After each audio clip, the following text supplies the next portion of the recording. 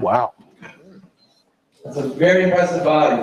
And I want you to pay close attention to this. How many of you have ever read the biography or any biographical details in depth of a medical doctor?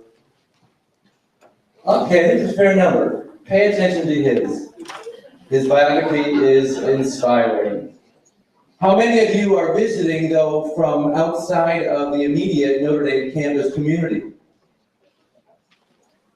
This lecture, and indeed the series of events that have led to it today and over the course of the summer, as well as those that will follow tomorrow and into the future, are an important community engagement between people who live in this region. We aren't simply Notre Dame, we aren't simply South Bend, we're not even Michiana here. We live in a place that is influencing our health. And we're here to understand how we can influence our health differently and for the betterment of many people. I would then like to note that today, as we gather, especially in light of Laudato Si, where the Pope has encouraged us to think ecologically, and in fact to be converted to ecological thinking, that we have a number of people who have been gathering over the course of the summer, as I noted. We have gathered to see screenings of Dr. Jackson's PBS documentary, Designing Healthy Communities. We have gathered in the neighborhoods of South Bend to walk the streets and understand the impact of life on our health, whether we're driving or walking, and how the built environment has changed that. Tomorrow, Dr. Jackson will be a guest speaker at the Health Improvement Alliance of St. Joseph County, and he will film an episode with WNIT, it's an Economic Outlook program. So what I would like you to do is to pay attention to what might happen for your health, but also what might happen for our health. We're here collectively, and our health is determined and influenced by one another's behavior as we seek to influence the built environment. To speak more directly to that and to introduce Dr. Jackson, I would like to introduce the woman, the scholar architect behind all this, Kim Robbins.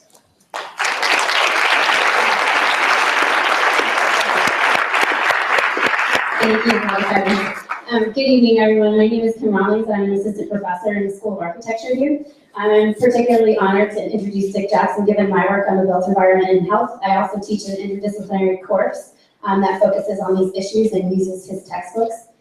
So I first met Dick at a conference at a book signing, and then again in Chicago earlier this spring, after he received the Henry Hope Reed Award, awarded in conjunction with the Driehaus Prize given by the School of Architecture here. And so I asked Dick if he would be interested in coming back to the Midwest and participating in some more engaged events, and he said sure. His only request was that we schedule good weather, so I'm very happy that we could accommodate him. So Dr. Jackson is a leading voice promoting better architecture and urban design for the sake of public health. As a pediatrician, he's examined effects of the environment on children's health. He served in many high leadership positions, including the director of the National Center for Environmental Health at the Centers for Disease Control in Atlanta. He's also published 3 books on the topic. And as Father Kevin mentioned, he narrated the PBS series Designing Healthy Communities, which was a 4-part documentary that's aired in millions of homes nationwide.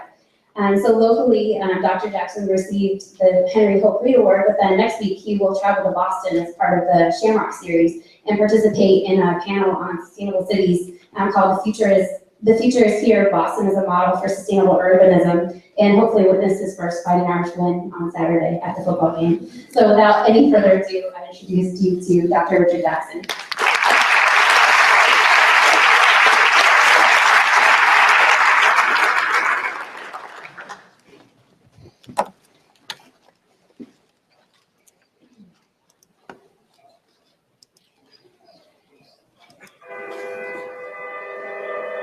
In 2001, members of Congress thought that I should be fired because I dared suggest that how we were building America might be bad for our health, might be making us overweight, unfit, depressed, and lonely. In epidemiology, we call it a common source epidemic. When everyone begins to develop the same set of symptoms, it's not something in their mind, it's something in our environment that is changing our health. How many of you are taking medicine for asthma? It was a time when all three of us had asthma attack at the same time. I mean, at the point where I had to choose which one of us was going to get on the machine first. To see your son not be able to take a breath is one of the hardest things I've ever had to deal with. Went in for some treatment. They said I was going to take my foot off. Diabetes, not a good thing to fool around with. We're seeing more of these problems in young children now. It used to be a problem of adulthood, and we're seeing this in children, 11, 12 years old, which was not a problem we were seeing maybe 15, 20 years ago.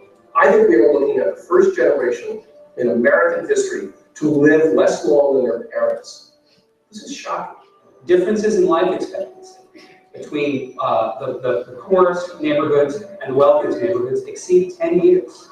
And we tell people in our county, give me your address, I'll tell you how long you live. What you're about to see could literally save your life.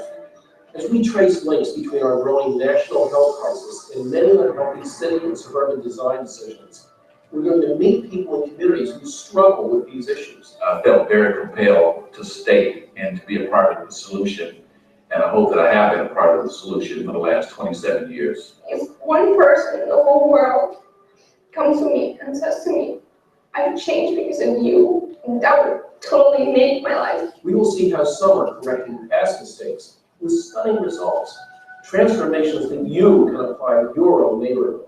We think that one of the ways to address this problem is by having small-scale urban organic farms right in the city. There's never been a medicine as good as the daily walk. In fact, anyone who has to have medicine can take less medicine over time if they walk, exercise, and live an active life. It's the only way that we start to see a return of the retail life of the street, the social life of the street, as well as the health of the people. You create the infrastructure, create the opportunity in the built environment for people to do something different than driving by themselves. Even in a place like Atlanta that loves their car, we thought people would change their behavior.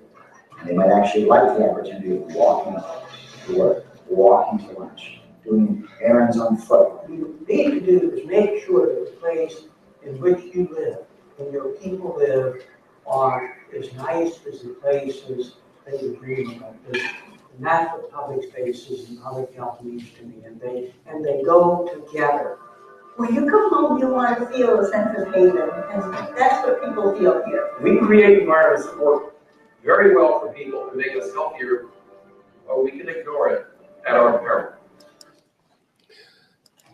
So I often start with the video because I'll go back to it.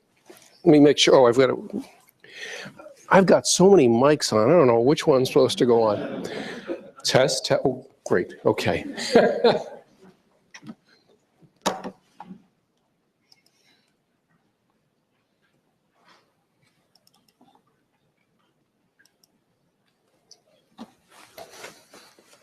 Well, first I want to thank my host for having me and present the DVD set.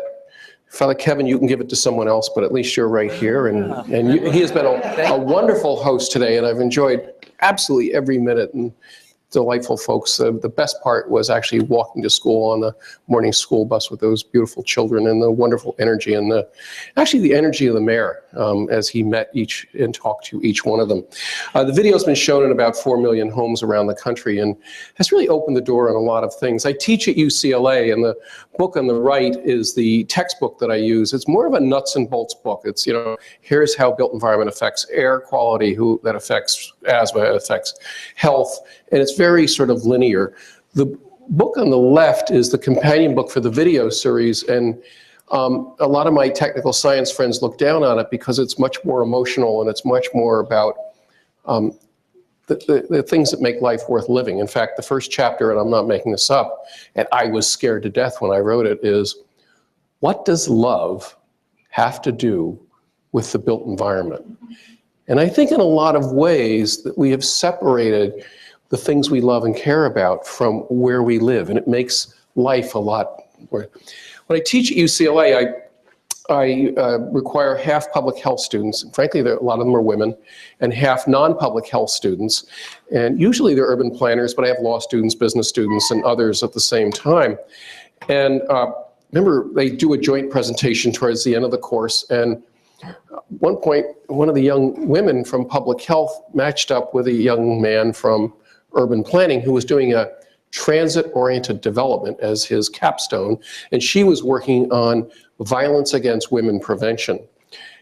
And she had never thought that everything around me was in somebody's mind at some time in the past. I'm living in the imagination of other people. And you know, you can change imagination. And he had never thought just how much the feeling of safety or lack of safety and walking along bare walls in a neighborhood where you don't have eyes in the street, and the anxiety that, frankly, women alone in certain environments really feel. Well, by the end of it, they did a joint presentation. He had completely torn up his drawings for the TOD and put lots more eyes in the street and retail and things that would make it much more comfortable for somebody to walking there.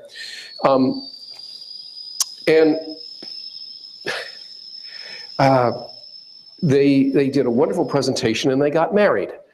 And the point of this story is that public health and planning, and even in some ways in architecture, we were married in the past. We came out of a common vision about how do we elevate the quality and experience of human life. Somebody asked me what was on my bedstand, and I'm actually reading Vitruvius, the books, and I had 5 years of Latin, God help me, Father.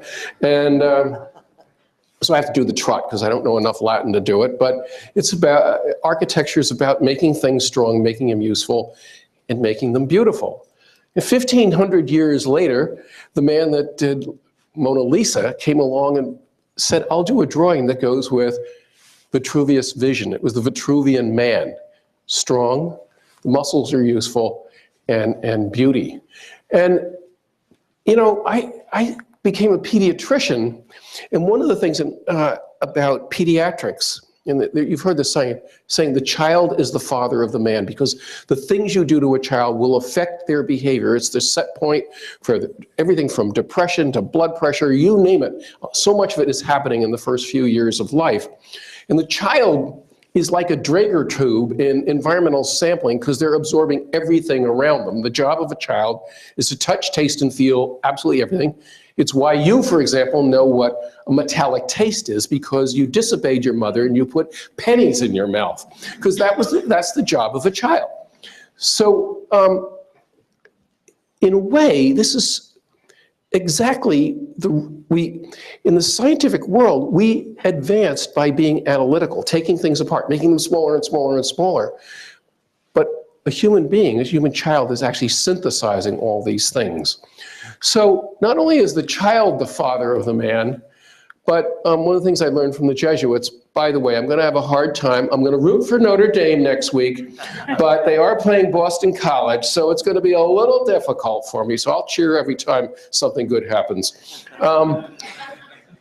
Mec sana and corpore sano, a healthy mind and a healthy body. And really, Notre Dame has exemplified that with its long history of the focus on physical exercise and activity. And I couldn't help it. There's my grandson with us at the park in Atlanta. But you as architects, maybe you ought to think about corpore sano and edificio sano, a healthy body and a healthy building. And how do we create buildings that convey health, not merely this? And the building on the top, the buildings in that picture are done by David Schwartz. So I'm going to give a pitch for David, because his work that he's done and they received the Driehaus Award for is just really spectacular. As a pediatrician, one of the things we do, the first thing when you take your child or grandchild to the doctor is your vital signs, and the ultimate vital sign is how tall are you and what do you weigh? And we want to make sure that children keep growing. In pediatrics, we actually look at a frame in the movie. In adult medicine, you look at sort of the photograph, the snapshot right now, but in pediatrics, we're looking at the progression all the way along. And so a child comes in, you do the height and weight, and you want to make sure they stay on their growth curve. Well, and Dr. Fox knows this, we're seeing lots more kids like this nowadays, which is the child comes in 50th percentile for height, this would be about a 6th or 7th grader, and 95th percentile for weight. If you're that far overweight, your blood pressure is too high, your cholesterol is too high, your blood sugar is often too high, and you may be showing signs of depression. And a good doc doesn't immediately throw medicine at somebody coming in like this. You know, we're going to have you go to an overweight clinic. And it was a nice friend of mine is the doc for UCLA dealing with this with kids. A weight loss program, no TV in the bedroom. Actually, bad sleep patterns are bad for controlling your weight. No soft drinks in the house, don't have them. And exercise, and 2 months later, child comes back, what's changed? Nothing. He really can't change the food at school. He can't walk to school because of it's so far away. Actually, the kids don't want him on the team because he's not a very good athlete. And so 2 months after that, he's taking something for his blood sugar, something for his cholesterol, something for his high blood pressure. If he was an adult, he'd probably be taking Viagra at the same time. So what we've done is we have essentially medicalized environmentally induced disease. And we think that our solutions is another pill, another pill, and another pill, rather than changing the environment where we're living. This isn't just Dick Jackson's opinion. Here is the head of all Kaiser Permanente. It's a huge organization, 1/3 of all the insured in California, for example. Head doctor for all of Kaiser does a big article in Forbes magazine, Hard-Nosed Business magazine, and says, we can't deal with what's going on sitting at the end of the disease pipeline waiting for people to come through the door and think we're going to fix them when we're looking at epidemics. Ask physicians across the country what problems they want solved. They'll tell you. They worry about the growing health risks observed based on lifestyle choices. I'm going to argue it isn't always choices. It's what's happening to people. Obesity, a variety of social factors, and people feel powerless. So, gee, you know, that story of the child actually exemplifies something else. This is, by the way, I'll make the slides available to all of you afterwards. This is a World Health Organization report looking at what countries spend per person on medical care and how long they live. And in general, you can see that the more they spend on medical care, in general, the longer they live. The curve kind of tracks along. But I left a country out.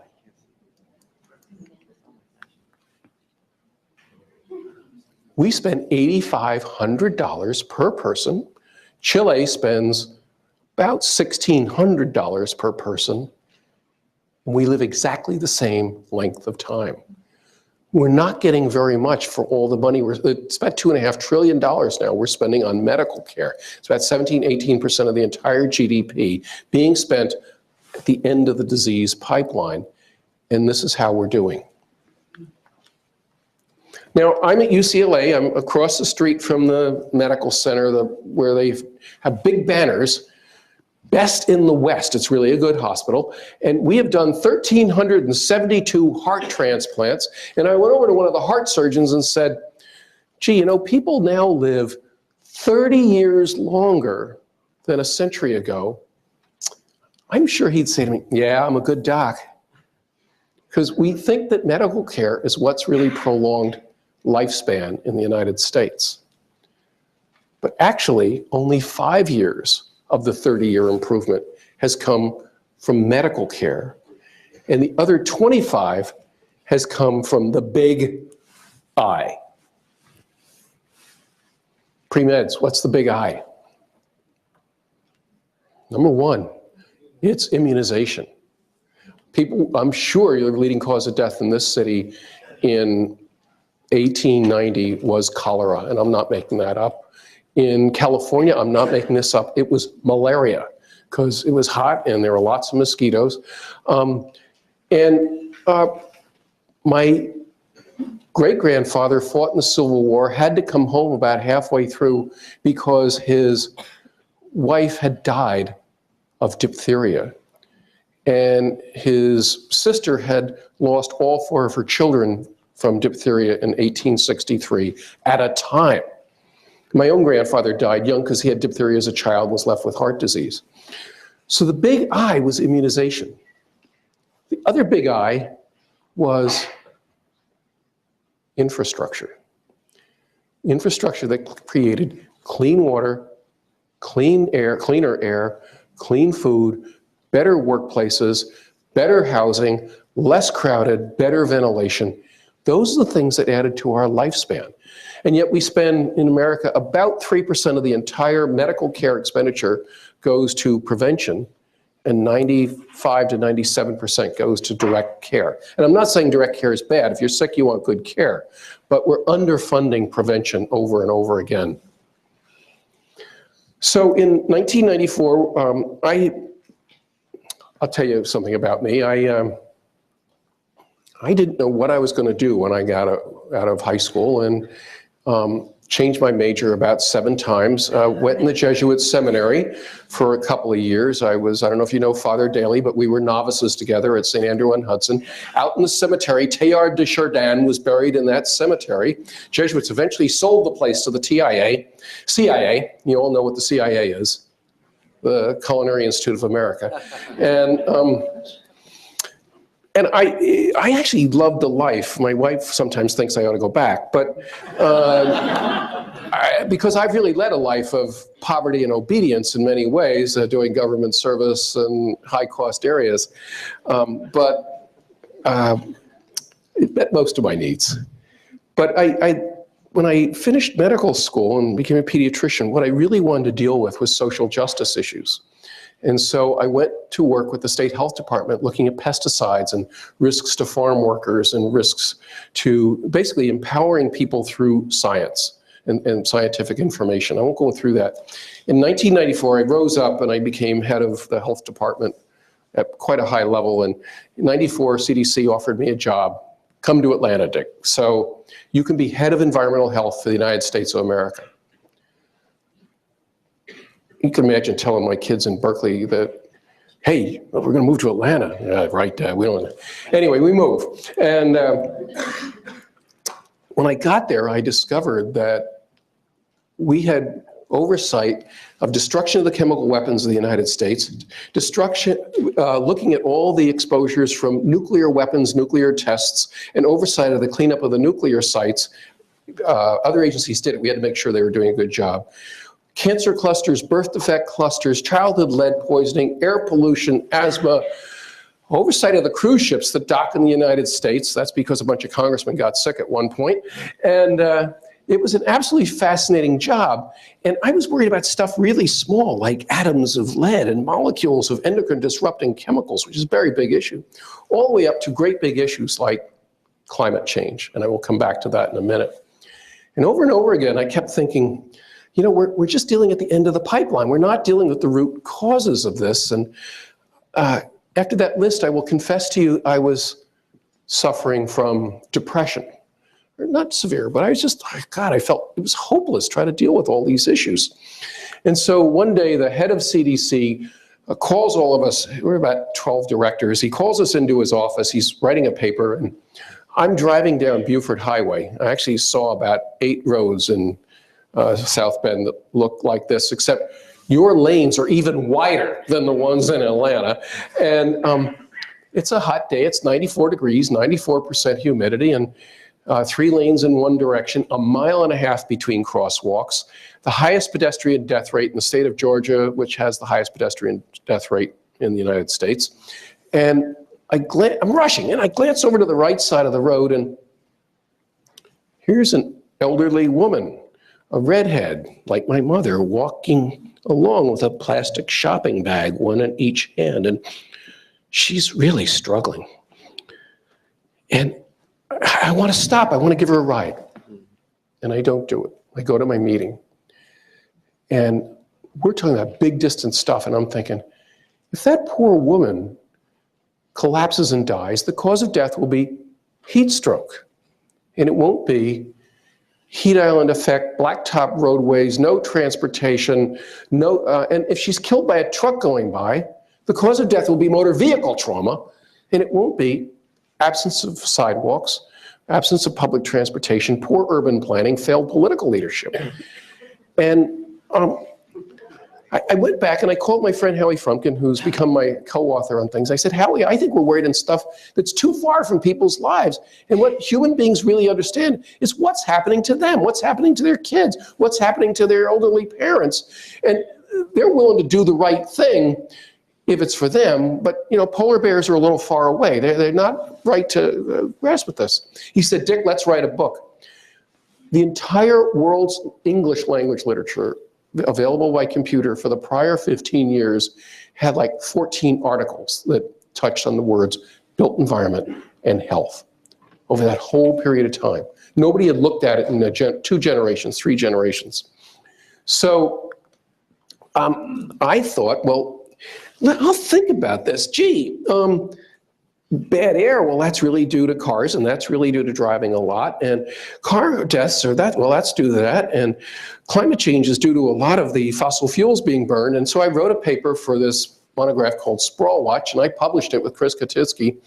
And I thought, gee, this is really good. And I'm not making this up, within 2 weeks, this blistering letter arrives from Congress saying, fire that fool Jackson. He doesn't know what he's talking about. And it was put up by the National Association of Home Builders saying, he's saying that how we're building, I literally said it, how we're building America is bad for people's health. It's malpractice for a doctor to tell somebody you need to go for a walk if there's no safe place to go for a walk. It's malpractice to tell them you need to eat sensibly if all the healthy food is about 5 times more expensive than the unhealthy food, and they can't get there to a place that sells healthy food anyway. Well, the boss, Jeff Copeland, Dr. Copeland, says to me, Dick, where's your data? Well, Jeff, there isn't any. We searched it, it's just, I made this up. I mean, it's just common sense. Telling people to exercise, there's no place to walk. Half the parks in Atlanta you can't get into unless you have a car. I'm not making that up. And I went through all these reasons. And most of the towns in America don't have farmers markets, et cetera, et cetera. And he said, Dick, you have to be quiet. He didn't fire me, but he said, until you get some data, you're going to have to do it. So over the next few months, the nice thing about being CDC was we invited the world's expert on community policing through environmental design, the world's expert on common sewer outfalls and water design and roadways and impervious surfaces. And we had, we had a budget, bring people in. We probably had 25 experts come in about once a week, and we wrote a book that came out of all of that.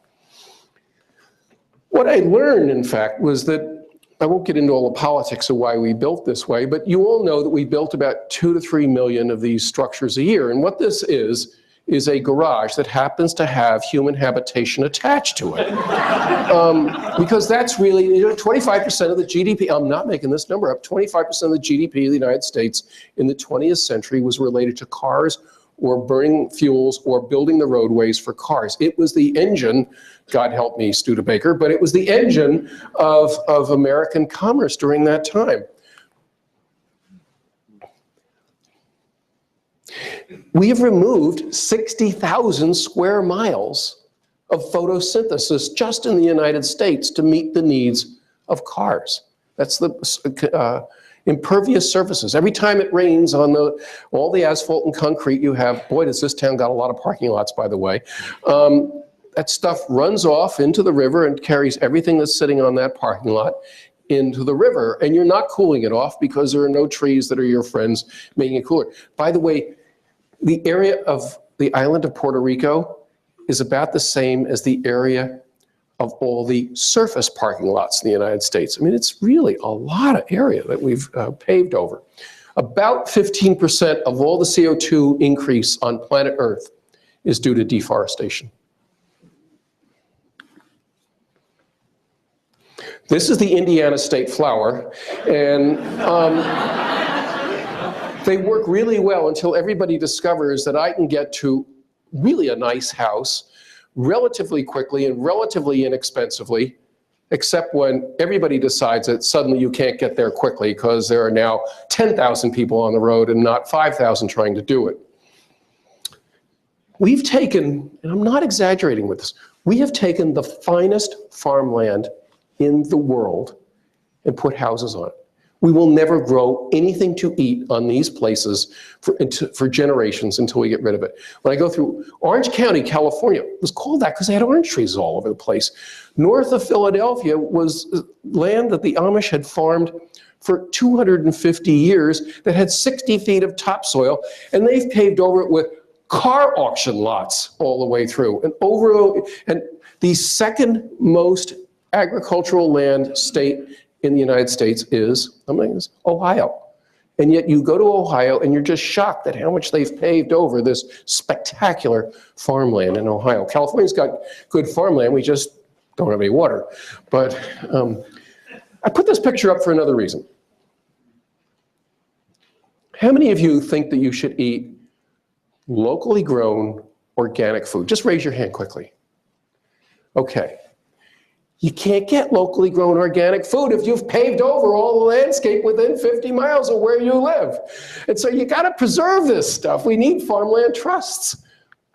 I think that's New Jersey, by the way.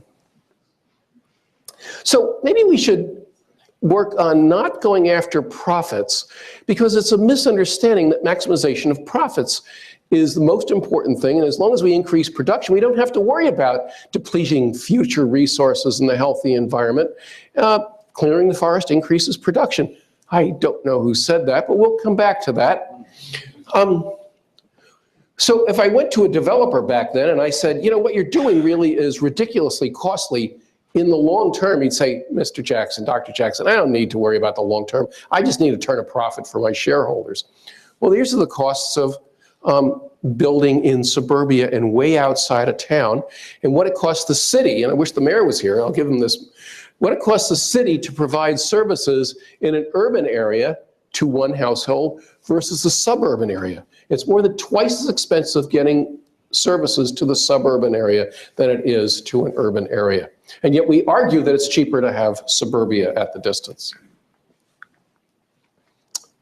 I'm going to skip this. I'm going to come. Whoop. So about 3 years ago, actually it was the day my grandson was born, this ad appeared in the Daily Bruin. It probably appeared in the Notre Dame newspaper too, except you don't like the word suck, so you probably didn't put it in there. But it was in the Notre Dame newspaper, I'm sorry, the UCLA Bruin. And General Motors had clearly done focus group testing and been had, you know, probably 7 to 10 tables worth of college kids. And they were observing through the one-way mirrors and asking them, what's your life like? Oh man, I'm 2 years in debt. I worried about getting a job. My grades are lousy. My girlfriend dumped me. And you know, the meta message behind all this, and it's really one of my later messages, is in advertising, they work hard to take a deficit, to take something that people are feeling nervous and negative about and turning it into an asset. And that's really something that you need to think about, as all cities need to think about. So they thought, well, we'll turn this negative feeling that the kids are having, young people are having, into an asset, and we'll say, an advertised campaign that went, reality sucks. But if you stop peddling, start driving, get the GM college discount and save, you can, the GM college discount won't do you in. And if you do this, pretty girls will no longer smirk at you while you're exercising, not polluting, not adding congestion, and saving money. Well, my students were appalled, and they started tweeting, and within literally probably 5,000, 10,000 tweets landed at General Motors within a day. They yanked the ad campaign. But in a way, it exemplifies the old generation's view towards exercise and things that millennials understand perfectly well, but old folks like me don't seem to learn. Now,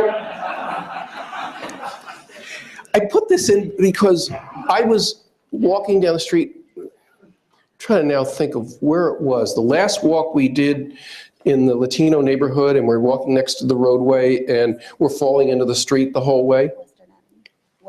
On Western Avenue.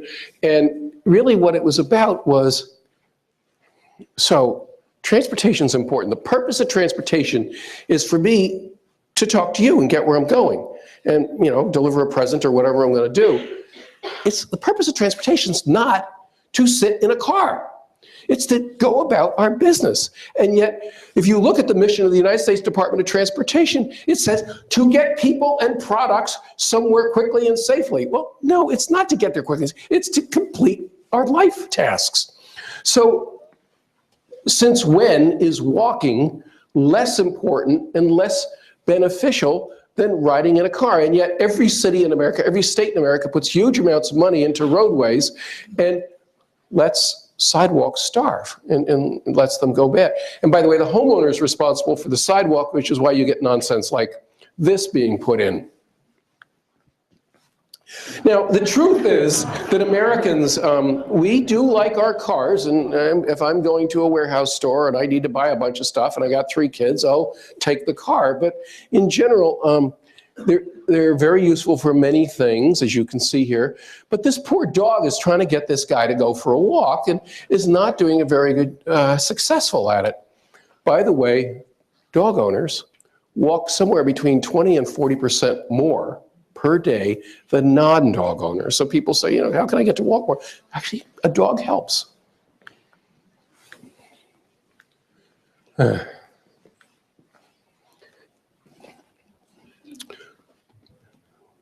Here's a house. Imagine you had bought this house right here. You're a newlywed and you just had a baby and you don't hardly know anybody in the neighborhood. You make friends with the neighbor behind you, and she says, hey, Thanksgiving's coming up. We don't know anybody either. Why don't you come over? We'll celebrate Thanksgiving together. And you say, sure, I'll bring the baby and my spouse, and we'll come over. And but you don't really want to pass the stuffing and everything over the fence and the baby. So, I'd better figure out how to get there. So I'll Google it. And you Google it, and you find that it's 17 minutes away, 7 miles away to get to your neighbor's house 35 feet away. There's a joke here, of course. But underneath this is the fact that we build, and the last thing we think about is people and people's needs, when in fact, and it'll be one of my sum-ups, what we need to think about first is what is it that people need to go about their lives. Oh, I had a picture of Bob Putnam's book in here, and Bowling Alone. It basically says the more time you spend in the car, the more isolated you are, the less social capital, less socialization that goes on. Oh, there you are, Bob. It was a really good book. It's 15 years old. He's now come out with a new book, and I really recommend it. It's called Our Kids. He talks about where he grew up in, I think, Ohio, and how when I grew up and when he grew up, there were rich kids in town. I got to know the rich kids. I got to know the poor kids, really poor kids. And the more we stratify populations like this, the less people grow up being equipped for the diversity of the world. And we talk a lot about racial and ethnic diversity, and of course that's important, but economic diversity is equally important. I would argue that, and I've met them, I've met members of Congress who think that poor people are poor because they're either lazy or stupid, and don't realize that most people who are poor because they were unlucky. And a lot of people who are rich think they're rich because they're smart, and it's because they're lucky. So if you raise people with this kind of stratification, you end up with people socially isolated and not really aware of the struggles of people being poor, or for that matter, not knowing the benefits of working hard and having a fair amount of money. So this would never happen, of course. You'd never see a sign as stupid as that. It's exactly how we do development. We stratify developments almost exactly within various strata of economic income. In 1955, as a little kid in New Jersey, we didn't have air conditioning. It was a hot day. And I said to all the kids in July, we have a TV, come to my house. We're going to watch the opening of Disneyland.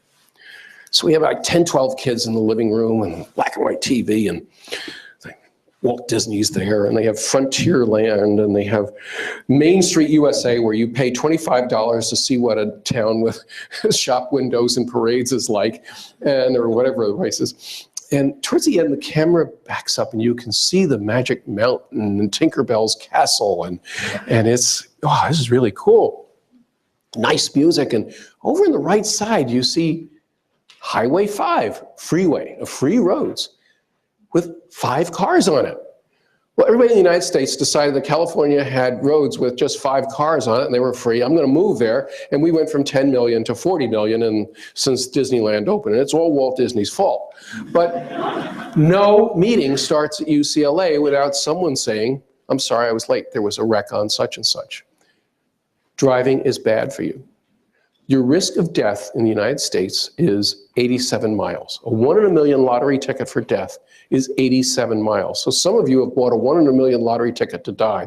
You talk to the average American and they say, oh, you know, if you live in downtown South Bend, it's really dangerous. You might get mugged. You better stay somewhere else. But the truth is that you're more likely to die in a pool of blood in the United States commuting than you are from somebody knocking you over the head in an urban area.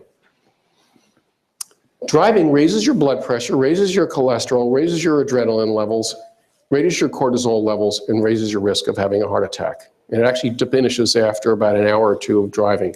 But in general, it is not relaxing, at least not the way it was in the era of Highway 5 and Disneyland. I always put this on the exam for my students. Leading cause of death, ages 3 to 34, is car crashes. Pediatrician, I worry about hepatitis and meningitis, but believe me, the things that scare us most of all is trauma. Because it's like in a blink of an eye, a child can go from one thing to another. And here's a blink of an eye. Child's hit by a car going 20 miles an hour, 5% chance of dying. Hit by a car going 40 miles an hour, 85% chance of dying. So maybe one takeaway, and I'm really glad you're doing it, is cars drive slower in narrower lanes with more stuff along the sides of the roads and on 2-way streets. And for the life of me, I don't know why a fairly non-crowded downtown needs to have high-speed 1-way streets, 6 lanes, 14 feet wide each. 2-way streets. And by the way, sidebar, is you know, I went to Sacramento once a week. Actually met with Jerry Brown a lot in the late 70s and early 80s. Sacramento, pardon my language, sucked. It was terrible. It was just black asphalt parking lots everywhere. All the state bureaucrats cleared out of town at 4:31 in the afternoon. There was nothing to do on weekends. And they have created tremendous density. They put in light rail. They put in a small minor league ballpark. They brought in restaurants and theater and other things. They required that all new buildings have residences in them. The hotels have to have 3 or 4 real homes or condos that people are living in. Even the state buildings are required now to have some level of residential in them. That'll probably go away after a while because they wanted to create a lively downtown. And it worked. And it's frankly more fun to be in now in Sacramento if it's not too hot than it is in San Francisco because it's affordable and San Francisco is crazy. How many of you have seen the obesity maps? Okay, about 2/3 of you, so I'll go quickly. This is based upon telephone calls, 200,000 a year in the United States, 1991. Here's 1997, you're yellow, and here's 2010. So we're up to 30% of our adults being obese in our state in just a generation. I mean, it's really shocking. Obese would be a body mass index over 30. Average adults, average 14-year-olds, 14 pounds heavier than they were in 1975, 1980. So I'll come back and really my major point is that the things that are going to fix obesity are going to fix a bunch of other things at the same time. I look at the cost. This is an article that came out yesterday. I made this for this talk. Medicaid programs, obesity alone is costing $1.3 billion in my state. That's a lot of money, even in a big state, for just the cost of obesity. And you can look up this is in Health Affairs, just came out for that. If you're in a poor neighborhood, you're more likely to have no access to healthy food. And you're a wealthy neighborhood, they put much fewer fast food joints than the other one. This battery's going. I'm going to skip this one.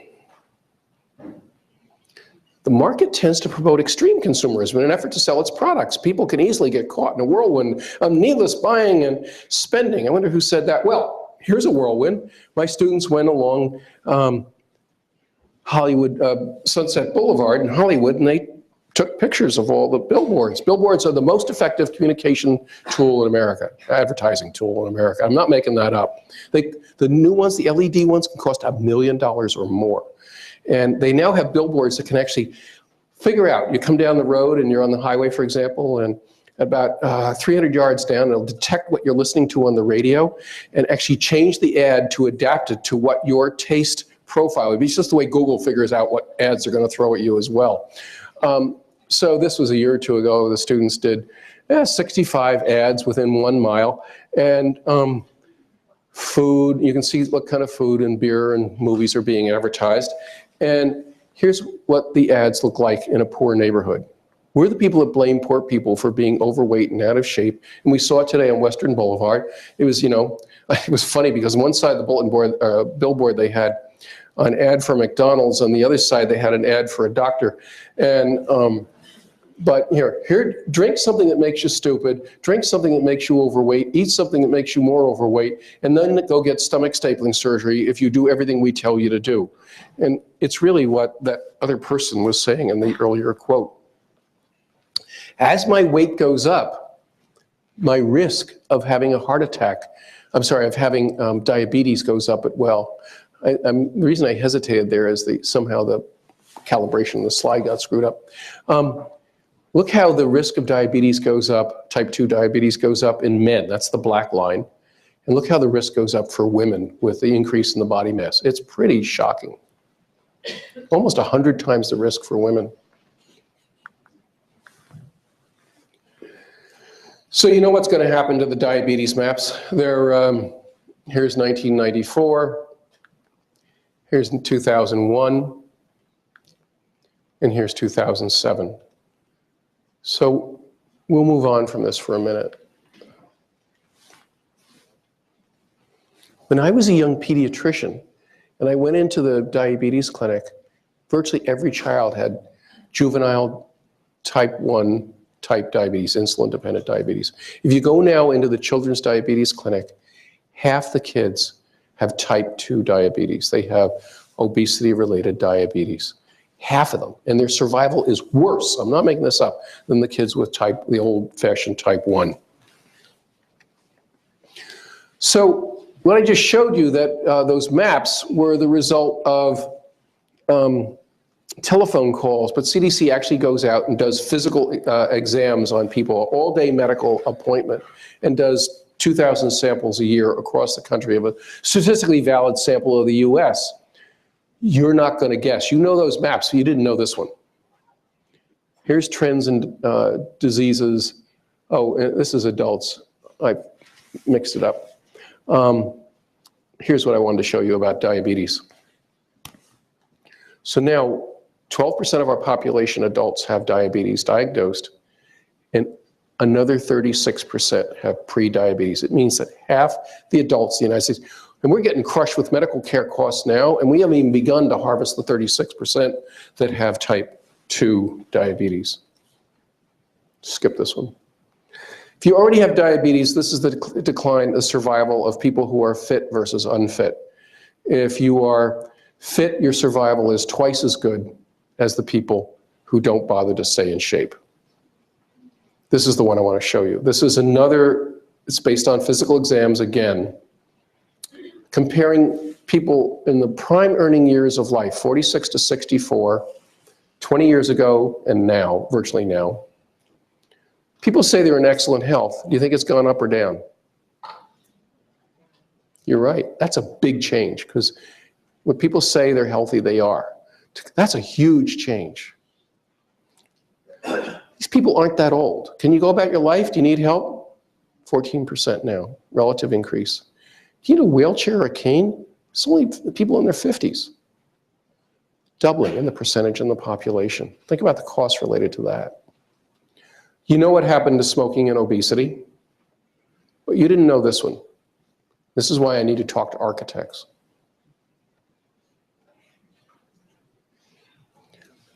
Dr. Fox and I have been waving our fingers at people, telling them to walk and to exercise for the last, you're not as old as I am, for the last 30 years. Look how successful we've been. We've gotten nowhere. And so the big thesis, the other thing I want to leave with you is, if you want people to be physically active, you have to create environments that entice them, that encourage them, that support them to be physically active. So you have this beautiful river. There needs to be, and I know you got part of it, but a bikeway, walkway all along this river. If you create the environments, people will want to do it. In fact, I'll just stay with that. I did a big report on the Los Angeles River. For every for every dollar you spend on building a walkway, bikeway, the calculated health benefit is about $3.50, except that the health benefit goes into a different pot over here, and the cost of building the walkway and bikeway, which is one of the reasons the hospitals, I'm really thrilled when they're stepping up and creating their health miles and all that sort of thing along it. I'm going to go quickly with this one. When I was born, the CO2, the atmosphere of planet Earth was 300 parts per million. We need to do things to reduce CO2 loading of the atmosphere. So here are two cities, both exactly the same size of population. One is about 35 times bigger than the other in geographic area. What do you think the difference in carbon footprint between these two cities is? In other words, who uses more carbon? Per capita, the one city, which is Atlanta, uses 7.5 tons per person, and the other uses 0.7. And I'm sure if I asked any of the graduate students in this room, where would you rather live, Barcelona or Atlanta, you'd have a tough time. But most people who go to Barcelona don't complain about the density, they just love it. Here's what's happened to CO2 in the atmosphere. I'm sorry, this is temperature in the world since shortly after Notre Dame was founded. That's the best fit curve. Here's the curve since Newt Rockne came here to go to college. Here's the curve since I was born. Here's the curve since my son was born. Any doctor that would ignore retention of CO2 and a temperature spike like this would be guilty of malpractice. This is really serious stuff. My oldest son, he's a physician at CDC now, was born in 1981. We have 3 children. Not one of my 3 kids have lived in a year that was colder than the recorded average in the history of all the temperature taking. We've not gone below the average line for the last 150 years in any of their lifetimes. That's how fast this is moving. The oceans have become warmer, and you put more CO2 in the ocean, they become more acidic. And this is, I got this from the New York Times, it's a little bit complicated, but here's the curve for every month, the temperature in the world, the globe, in 2005. Here's 13 was less. Here's 2010. That's this year up until now. 1.5 degrees hotter across the planet in just the last year. Ugly picture, but pretty scary if you really look at it. The reason our weather has been so hot out west is that we've got this big, hot glob sitting off out in the Pacific and goes all the way from about Portland down to the Gulf. The Gulf of California. But pay attention to this little picture right here. This is the Gulf Stream, and it's record warmest, the whole stretch.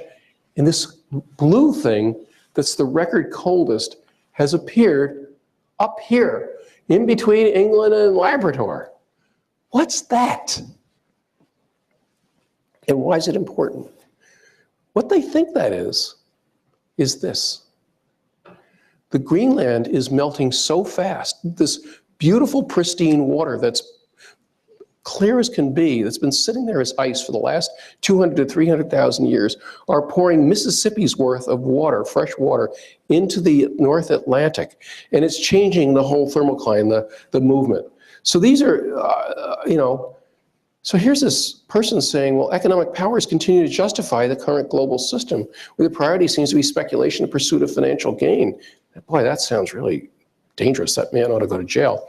So I'm almost done. So I got to solve about 17 problems in the next 6 minutes, so I'm going to do it. One is we've got to eat a lot more fruits and vegetables, and since California grows them, please do it, but they could be grown in a lot of other places if we actually tried. It is nonsense to have price supports for corn, soy, and 4 other things. I'm sorry if your parents were farmers.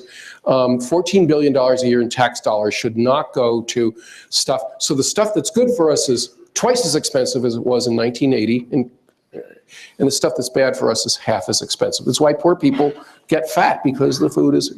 But by the way, that's a picture of me when I was Governor Schwarzenegger's Secret Service man. And no, I was his health officer, and in fact, when he asked me my priorities, I said number 2 was the obesity epidemic. And I could see him thinking, well, obesity is a personal decision. It took a lot of talk to think about. No, obesity is actually a societal shaping process that's going on. That's really one of my big takeaways. I consume, Dr. Fox, we consume no high fructose corn sugar in our diet in 1968. We added it, and you can just see it went up, just like a rocket ship, up to 63 pounds per person. Fructose, I'm not making this up, fructose is bad for you. I won't get into the physiology right now, but you know, a little bit, you know, put a little tea in your coffee, it's fine, or sugar in your coffee, but you don't want to be eating 63 pounds a year of this stuff, particularly at Notre Dame, and you hit your head. This is a brand new slide that I made for concussions. It looks like, see, only your liver can metabolize fructose. Your brain can't handle fructose. It's basically toxic. Your liver's got to get rid of it. Your brain wants glucose. So this is a study looking at animals that have artificial strokes or concussions, and showing that they are left with decreased neural resilience and cognitive dysfunction because of fructose. Now, obviously, the injury is the most important thing, but you want to. What do we do about, how do we get people to eat less bad stuff and to help them lose weight? Well, here's a brand new article, just a day old, on 3 interventions to reduce childhood obesity that will save more money than they cost.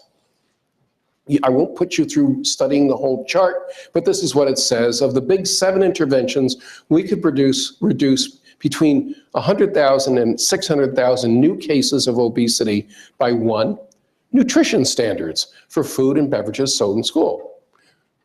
Makes sense. 2, a tax, a penny a teaspoon tax on sugar would raise $12.5 billion a year. And by the way, it would slightly decrease how much sugar-sweetened beverages people are using, but we could use that for safe routes to schools, common access to schoolyards, school gardens, nutrition education in schools. There's so many things we could do for kids with that money, with that $12.5 billion. And this is a small one. I don't think that Lucky Charms ought to be able to deduct the price of advertising sugar for children's diets. You know, if you want to, you know, First Amendment, it might be hard, since in the United States, corporations are people. We can't keep them from free speech, but I know this is nonsense, but we shouldn't let them deduct it from their taxes to do that advertising. So you finally figured out who the person that's telling me all that stuff was. We need to reject the magical conception of the market that would suggest that problems can be solved simply by an increase in profits. Let's skip this. Memory almost got fired. Well, this is the Academy of Pediatrics statement on the environments children need to grow up in. Pediatricians are very worried about inactivity in children. They're worried about diagnosis of hyperactivity and too much use of stimulants, Ritalin, and other things. We are worried about the decline of autonomy in children. What did he say? And what I'm saying is, if kids are basically cosseted in excessively cushioned environments all the time, they don't know how to deal with the world very well. And the rest of the country laughs at us. I'll just tell you about that. So one thing we need to do is to reverse this trend. This is half of our kids walk or bike to school not very long ago. And by the way, those kids that I saw walking into school today looked happy as can be. And the school bus, the walking school bus, the parents actually get to have conversations with their kids that they might not have if all they were doing was sitting in the car and the kids playing with the computer or the iPhone or something else the whole time. And it prepares them for the world. I'm going to skip this one. Architects, this is an important one. The Institute of Medicine are the top 1,200 doctors in the United States. They were asked their opinion with a bunch of high-priced consultants. How do we turn around the obesity epidemic in the United States? They got 20 recommendations. Look at recommendation number 1. It wasn't about fructose, it wasn't about sugar, it wasn't about taxes.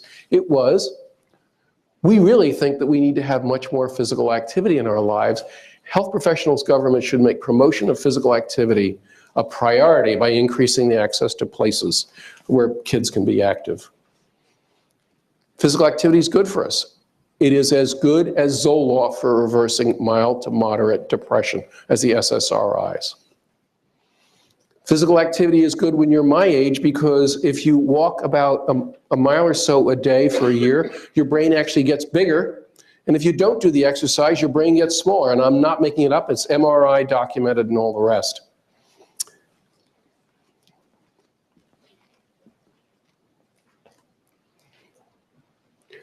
You'll talk to enviros and they will tell you that how important sustainability is. And I'm an enviro and I really care about climate and CO2.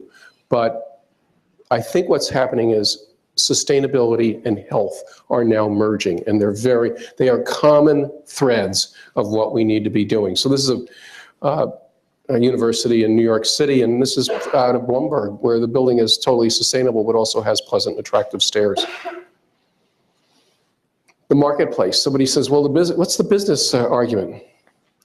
Over half the young people, and I've asked the young people, would you rather live in a typical American suburb, or would you rather live in a place where I can walk and meet most of my needs during the day? Most of the brightest young millennials now want to be in places that are walkable and bikeable. They saw the rat race their parents were living, growing up in distant burbs, driving them around all the time, and they don't want to duplicate it. By the way, people my age want to live in university towns, because there's lots of culture and it's much more lively than being isolated somewhere else.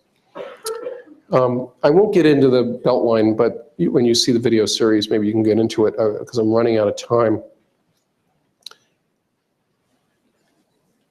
But there's a theme here I want to give to South Bend.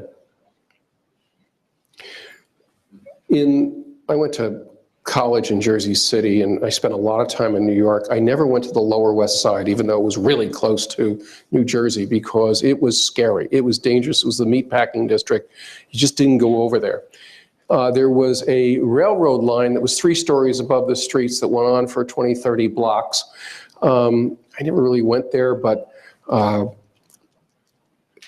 it was really an eyesore. They're talking about tearing it down. And then Bloomberg and a bunch of people began to put the money up, and they turned this eyesore, this deficit, into a place that people wanted to be. And this is the High Line. And this is a chance, I was walking with my grandson along the High Line. And it's really fun to be in New York and not have to hold his hand with the grip of death the whole time, being afraid he's going to run off. And it was 20 blocks, Statue of Liberty over there, Empire State Building over there, and I was able to really see the city. It is the 10th most visited tourist destination in the whole world at this point. It's been that powerful. And the whole area, yes, it's been gentrified, but you can't buy down there, restaurants, it completely transformed the whole district. Indianapolis, I know some of you are from there, but the art money has really been very important in getting the trail put in place. And I think, again, think about what are some of your deficits and how you could think about some kind of route, some way that would encourage people to explore and turn a deficit into a survival. When I was actually, I'm going to explain. Remember in the video, the little girl, she was a high school senior that was crying? What that was about was that the kids had all gone through Elgin, Illinois, and they had prepared a big event on sustainability. And she had spent the year studying trees and the need to plant trees and why it was important to the planet. And she arrives and goes into the classroom, and all the adults in town are supposed to hear her speak. And there are 3 people in the room, and 2 of them are teachers. And she bursts into tears. We happened to be there at the time, and says, "Don't old folks care about me? Don't they care about the planet? Don't they know what they're doing to us?" It was very moving to see this. But Elgin, the kids have really led the campaign for I'm not making this up, for transforming downtown Elgin. They went to the city council and said, why can't we walk and bike all around our town? So, I'm sorry, Almost done. Festivals are important. On your computer, which is more important, the hardware or the software?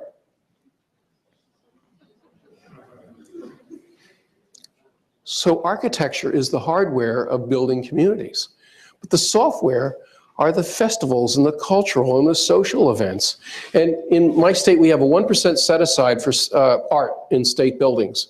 And I'm arguing we should have another 1% set aside for festivals and events. And you can do it for a couple of years, and then if they burn out, they burn out. But at least create the social, cultural infrastructure for making that happen. This is Ciclavia in LA. They closed Wilshire Boulevard, 14 miles. Transportation said, don't do it, it'll ruin it. Retail said, don't do it. Police said, don't do it. Mayor said, we're gonna do it. They closed all 14 miles. 250,000 people turned out. They said, gee, I didn't know that people were so nice. I didn't know the buildings were so interesting. I didn't know I could get downtown faster on a bike than I could in a car. And the important thing wasn't the Ciclavia. The important thing was the cultural shift that it created in terms of bicycling. So remember the guys that tried to get me fired, the developers? Well, I did have a chance, and now they're on board. The Urban Land Institute are some of the biggest developers in the whole world. This is the 10 principles for healthy places. Don't you love number 1 after seeing the map of, put people first. Number 5, make healthy choices easy. So on the final exam for all the architecture students, I want you to have them fill out the 10 principles for building healthy places and flunk them if they don't know them. And this is free on their website. Make healthy choices easy. Almost done. These people are pretty cool. They threw a meeting in Paris last February. They invited me to give a talk, and they had the biggest developers in the world. They had Chinese and everybody else. And they all decided that we actually could probably sell more houses and better developments if we actually embraced a health message rather than fought with you. So this has gone from crazy stuff back to what I originally said. It's common sense. So we've got to build for health. You'll have the slides, but it's the uli.org/toolkit. Incorporate land uses, build places for children. I know I'm running out of time. So a healthy body and a healthy city, actually that's my new granddaughter, which I love because my grandson was freaked out that he would be displaced and nobody would love him again, but it's managed okay. And South Bend, and I love that the BEND has an ND at the end, and you should not be separated. This is whole cloth. When you fragment, you fail. So how do you come up with an agenda that brings in, and I know you're doing it, brings in the best and brightest of this spectacular university into the city's vision? You are in a moment, you're gonna look back, when you're old, young people, you're gonna look back and go, this was such an important moment. We've got a wonderful mayor. We're out of the depths of the recession. It is the right time to have a vision. And the prophet Ezekiel once said, or it's quoted, without a vision, the people will perish. And the vision is really what's important. You will figure out the details, but let's have a vision of a healthy Indiana, a healthy South Bend, and a healthy Notre Dame. Thank you so much for inviting me.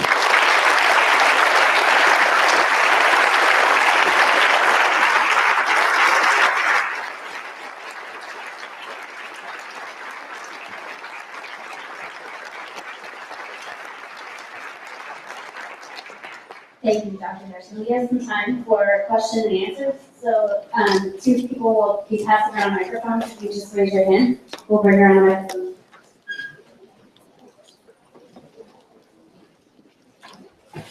Of course, the person that's farthest away first. Farthest.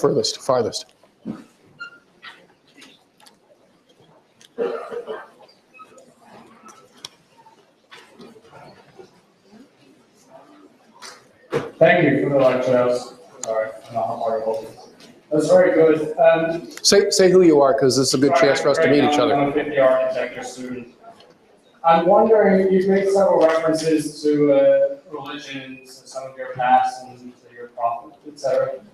Not your prophet, sorry. I wonder what you think about the role of secularization in the world and what it's had to do with this. You know, a lot of the festivals, the civic art, all these sorts of public things, beautification of the cities, came from religious institutions, whether it be the Catholic Church, an Orthodox Church, you know, whatever faith it might be, it would stay fixed, or at least very faith influence. And so the fall of, or secularization of the world, 20th century, brings also down the fall of public life.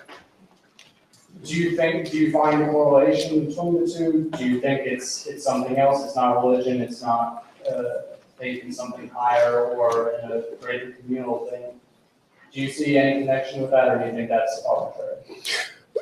I probably won't have a great answer, but in the last month, I've seen a statement from the Dalai Lama and major Buddhist leaders talking about taking care of the earth and really taking care of people. I've seen statements from Muslim leaders saying the same thing. Not all of them, of course, but serious Muslim leaders. Jewish leaders saying exactly the same thing. And I think the Holy Father kind of captures this point as well, that this is consistent. I think his larger point, and it took me 5 hours to read Laudato Si all the way through, because I was reading on my little laptop, and I got done, and this is great. And I then went to see what the news coverage was, and I discovered that within an hour of it coming out, he was being condemned by all these know-it-alls on Fox News and everywhere else. And I think what's going on, and of course, only 5% of that's about climate change. The rest of it's about justice and humanity. So that's number one. I think the larger issue is that we have adopted capitalism as a religion in America. And capitalism's fine, it generates wealth, but it's got to be kept under control like any other major force. I mean, socialism is fine, but you don't want it to go over the top and become communism. And so we continually create isms, and totalitarianism is the ultimate sin. Totalitarianism means that everything is being controlled by a centralized force. And I actually am very troubled by that. And what we've done with, in our country, is we've developed totalitarian capitalism. And we're not taking care of our poor. We're not, when half the country has as much wealth as 0.1% of the people at the top, and the people at the very top are paying the same income tax rate that a physician and his wife are paying. No, I'm paid reasonably well because both of us are working, but it's still we're at about a 30% tax bracket, and that's exactly what the Koch brothers are paying, and 32%, and Donald Trump and the rest. We need a tax system that is humane at the same time. So it's not a great answer, but we fail when we try and impose one religious system on the population, but it's really important to keep our values underneath. I do a whole class on both leadership, and I operate in many highly political situations. And in Man for All Seasons, they talked about Thomas More and the need to know what your core is and go along with this, go along with that. There's fuzz on the outside, but at some point you're not going to compromise on your core. And so maybe nothing else comes out of college, actually it comes out of your upbringing and your parents too, is to know what your core is and not give away on that.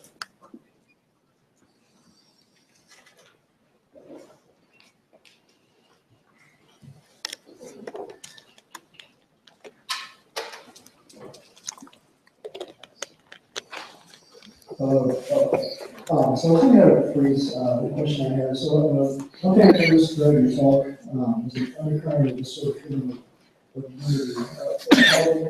It seems muddied. I'm having trouble following you. Okay. Possibly? That's better. There we go. Okay. I was afraid it was too loud.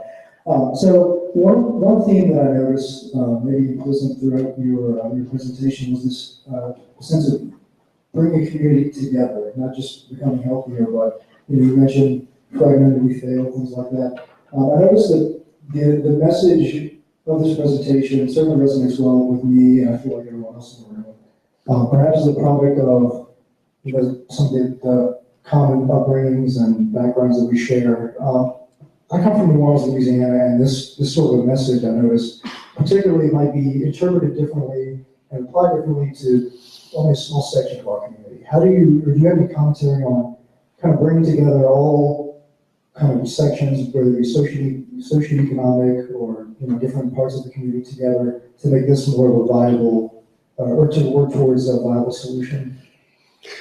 Yes, I've been preaching to the choir. No, actually, I get more invitations to speak in the South than I do the North. And part of it is that a lot of this is common sense, and they often use me to sort of be the battering ram for the first set of meetings with a very conservative Chamber of Commerce. But I gave a talk in Corpus Christi, Texas. There had 350 people in there, and the most conservative people you can imagine. I didn't get into climate change because it's just, you can only bite off so much at a time. But it was about, what are you doing to your children? You want to be a viable community? They talked about, we want to flourish because we're going to have retirees that want to come here. I said, well, retirees, you looked at what they want to do. They want, and I'm making this up, they want to socialize. They want decent restaurants. They want decent culture, and good culture. And basically, this is what university towns have too. So if you want to bring them in, you need to have this. And by the way, bicycle routes is the one exercise that old folks really will go after more than anything. So you need to put, so I didn't ask them to bite all of this, but I did tell them you got to start creating these things to make it happen. There's this beautiful seaboard of the Gulf of Mexico that has bike routes that stop and start about every 150 yards. And so you really can't bike the whole thing because it's not connected. And so my simple message was fix at least the bike route. I didn't tell them to do everything because it's like parenting and medicine. You can only give what the patient can handle at a time. Thank you, though. It's an important question. Thank you. And don't get into arguments at Thanksgiving dinner, okay? It'll be hard. Yeah, Uncle Floyd, he's a real right-winger. Okay. You mentioned GDP, around the percent of GDP that Yeah. went to the, GDP is measuring economic transactions. Your illustration was you had to deforested areas. A grove of trees has no value GDP-wise, but if you tear it down and put a parking lot, that has value GDP-wise. You sound like the Pope. I mean, it's problematic for us. Have you come across any communities that employ alternative indices for quality of life measures that can be used as a measure of, it seems the advantage of a lot of what you're doing in researching health indicators, it has an advantage because these are quantifiable impacts on communities' well-being. So are there communities that are starting to utilize these alternative indices? So I'll harden up this point. If a company in West Virginia puts chemicals from the coal washing into the river there and makes 300,000 people sick, they all go to the doctor and some of them get cancer and they go see the oncologist, you've added to the GDP. And so it is such an imperfect measure. It's just how much money is churning in the system. And it's a simple way of, in general, growing is better than shrinking. There is something called the gross national happiness. People have looked at this. Bhutan has looked at it with some challenges. But I think there would be better ways of doing it. I hate to say this, at UCLA, 10% of our admitted freshmen have been hospitalized for psychiatric-related illnesses. And something like 23 to 25% have been on medication, psychiatric-related anxiety or whatever it is. And I think these indirect measures of, what are we doing when we're taking, these are very bright, wonderful kids, and so stressing them out that there's a 4-part element. I just said, this is important to say. At UCLA, we want to be the healthiest campus, not because we want to be better than Notre Dame, but you got to have a goal, and without a vision, you'll perish. So one is breathe well. So there's no smoking allowed on campus, and it's been a real battle. All those instructors in Middle European studies get very mad when you'll do this, but we did it anyway. We changed the dining rooms so that actually the food is much better, and it's different international flavor each night. And the people working there actually enjoy it because it's much more interesting food production. The kids don't go off campus as much, which means they don't get drunk as often, which we like as well. The healthy food in the dining halls, we've juggled it so the healthy food is 25 cents, 50 cents cheaper, and the unhealthy food, we've added another 50 cents. So it's basically very light. The vending machines, you're going to love this, and of course there are no cigarette vending machines, but the vending machines do have Coke. By the way, they only have Coke or Fanta or whatever the hell it is, but in the water, in the middle, it's all water. It turns out that people buy what's in front of their nose. And we've seen about a 30% decrease in consumption of the unhealthy stuff, et cetera, and no change in the economic viability of the vending machines. I'm the lead on the built environment. We have gotten rid of about 600 to 700 car parking spaces, which was a real battle because the university loved all that revenue from car parking and parking tickets. And we've added about 1,000 bicycle parking spaces, and we've green striped much of the campus, and we're working on a bike share from various nodes around the city to bring it in. That's slow going because infrastructure and politically has been very hard. And the last one is Mindwell, what the hell is Mindwell? You all know when you have a suicide on your campus, everybody's upset. It is a very traumatic experience, and we're spending a lot of time on helping the students really confront issues. So I didn't know this. Turns out for a lot of the young women, one of the big issues, of course, was sexuality, and so there's actually training on how you negotiate and say no, and because if you've never actually done the role playing in that whole process, you don't quite know how to handle it as well. So, and we have 20% Asian students and come from a lot of them from China and elsewhere, and it's a very different world. So really doing some of that role playing. There's lots more in Mindwell. We actually have big festivals in the Bruin Plaza with folkloric bands, and the kids will come down and they'll be dancing 7 o'clock in the evening, and they'll all be out. And it's impossible to be depressed when there's dancing in the plaza, and especially folk and other kinds of dancing. So we're not fixing everything, but at least we're trying to turn as many of the dials as possible. How am I on time? 5 more minutes? Okay. Hi. Hi. Hi, quick question. Say your name, please. I'm Nicole. Where are you from? From Raleigh, North Carolina, originally. Oh. Yeah. So if a community has already been established or maybe doesn't have as much funding for new projects or building, what initiatives would you recommend on maybe the smaller scale to increase community health, like urban gardens or maybe forming health-related clubs?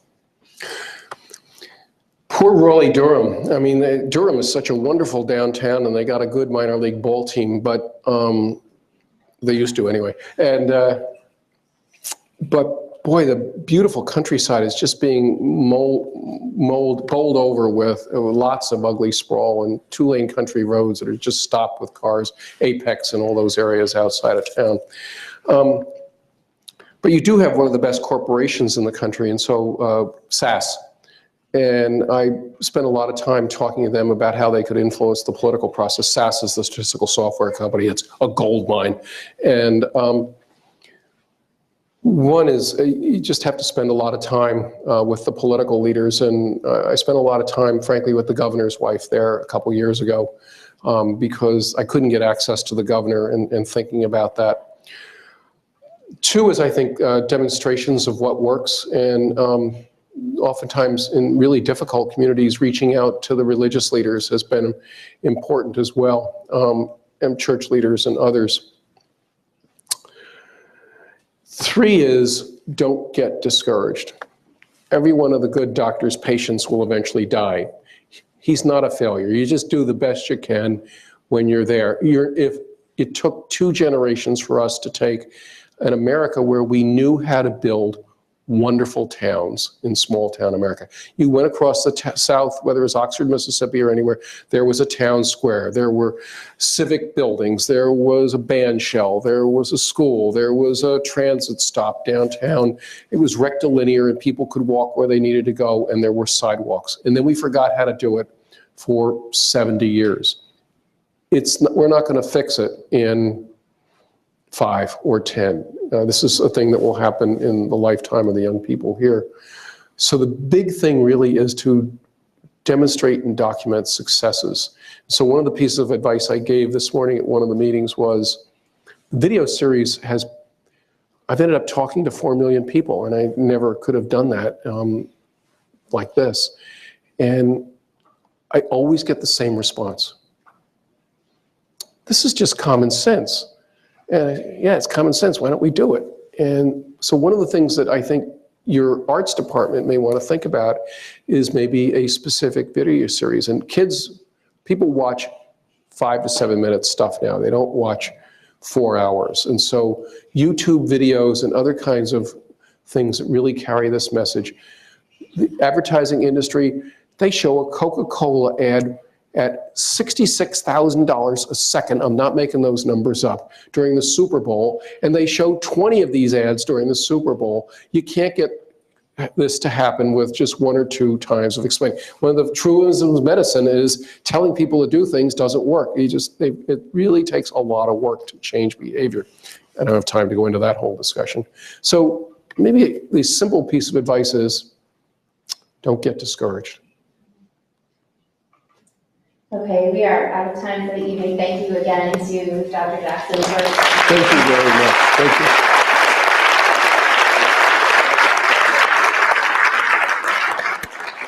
Dr. Jackson is there tomorrow, so for those of you who got the small handout that lists the events for both students and community partners, and also the airings of the WNC episode of Economic Outlook that will air this weekend. So we just wanted to give you a thank you to commemorate your time at Notre Dame and South Bend. So.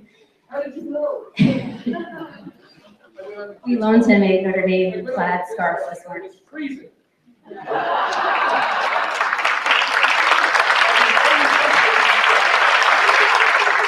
Thank you all for coming. Have a good night.